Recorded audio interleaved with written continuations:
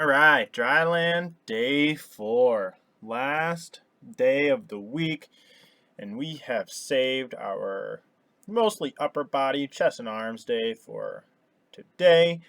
There's your workout. You can see it.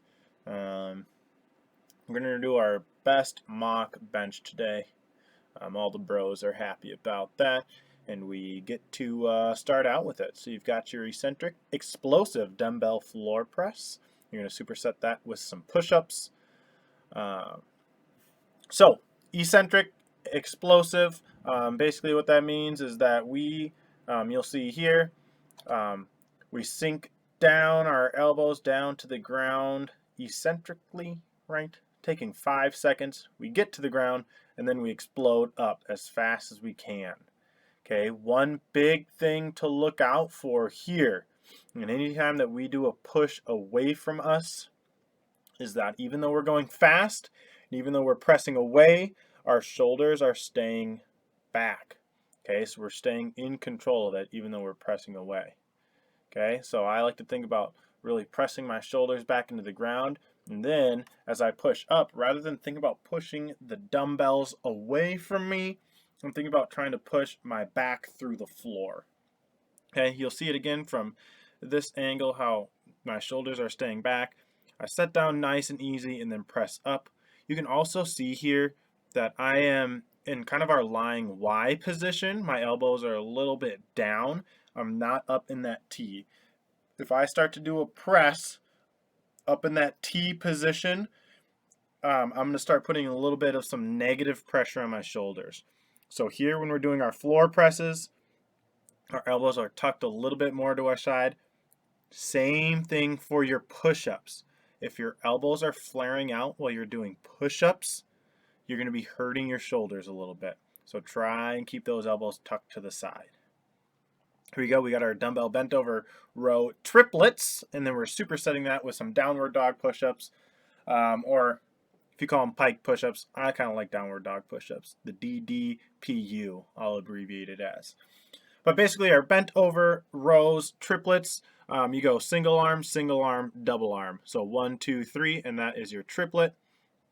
Again, and I will say this probably every time, but whenever we are in this bent over position, you need to have a strong back. Okay? We need to have a flat back so that we are protecting our spine. 2 ways to think about that. 3 ways to think about that. Our shoulders are back in that preferred position, okay? Back and pulled down into our back pockets.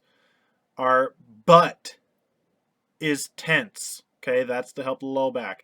And our abs, our core is flexed. Okay, those 3 things, you should be fine. Once you got those, it's just a simple row. 1, 2, 3, 1, 2, 3, 1, 2, 3. Our downward dog push-ups here. What you're going to do, start in a upward push-up position, walk your feet in so that you're in a downward dog position, and then you are just gently tapping your head to the floor. Now you'll notice that the only thing that is bending or moving are my elbows. Okay, so my legs are staying straight. I'm staying in that pike position. I'm just rocking forward and pressing up. The idea here is that we are changing the angle that we are pressing, so that we are taking most of the pressure off of the chest. We're moving that angle and we're getting more shoulder work here. Okay, now these are going to be a little bit harder. You're going to need to use a little more balance, and because our shoulders are weaker than our chest, that is why it gets a little bit tougher. Okay, so take your time, just try them out. We're obviously not going to do too many of these. This is our first time for a lot of you. So just try them out and do your best.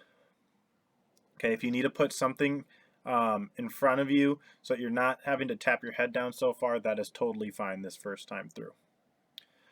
All right, and then these are all superset together, our eccentric dumbbell curls, hip bridges, and skull crushers. So we've got bis, glutes, and tris. The glutes are just kind of get our legs a little bit activated today. The other 2 are for our arms. Okay, so our eccentric curls. We're going 2 at a time. I had to get a great shot here of our new scoreboard. I'm hoping we'll get the chance to see her in action this year. But about the curls, sorry. So we're pulling up to the top, and then we are, again, eccentric. As we are extending our bicep, we are going slowly, 5 seconds down, 1, 2, 3, 4, 5. Get to the bottom, pull them back up. Again, I would prefer that your hands be supinated or palms towards the ceiling. You could do these hammer curls, that is palms in towards each other. I would not recommend palms down. I don't think we're going to get a lot out of it. But you see again here from this side, they were taking it down slowly. As we do these, our elbows are locked in place. Okay, they are right at our side. If our elbow starts coming forward, then we're incorporating too much shoulder. And from the bottom, I'm not swinging my arms up, right? My elbow is locked in place. I'm pulling up with my bicep, and I'm controlling the weight as it goes down with my bicep. The hip raises, so we're down on the ground. We've got our feet tucked under our knees. We're using weight here, so we've got it set right on your hips. And then we are pressing up towards the ceiling, trying to get as high as we can go, really using our butt and the back of our legs, our hammies, to press ourselves up. You can see here I'm being a little bit more explosive with it. So from the bottom, exploding up.